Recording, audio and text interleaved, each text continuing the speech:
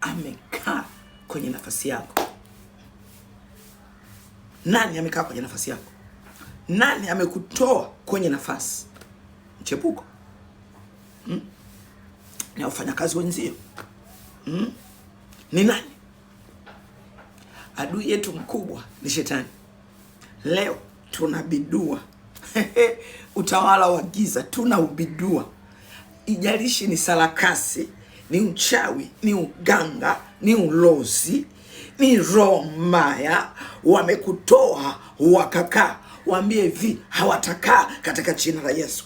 Vile ambavyo Mungu alikuwa amemwambia mfalme Hezekia, mwambie mfalme Senikalibu hata tu hapa wala hata piga mshale rapo shaka. Hey, ingia kazini katika ulimwengu wao. Anza kutandika wewe. Wewe unatoaje kwenye nafasi afa nawe kwa mtu mwingine aliyeweka hajasoma kama wewe? Unakuwaje? Umetolewa kwenye ndoa, alafu ameingia katoto kadogo tu hapa kunaweza kukaza. Unakubalije media? Kata rufaa. Kata rufaa kwenye ulimwengu wao. Bidua hiyo meza, bidua, mwambie na bidua chini juu chini kwa damu ya Yesu na kwa jina la Yesu. Hakuna amani kwa wabaya.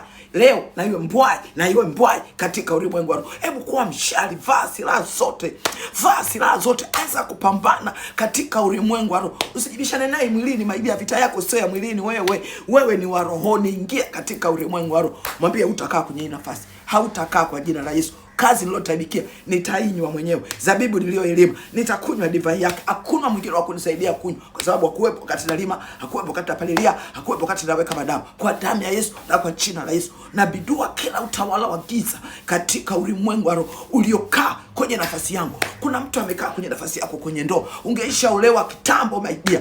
Repo sheke tayaba, mwambie Baba ananyakua kibali changu, ananyakua fursa yangu.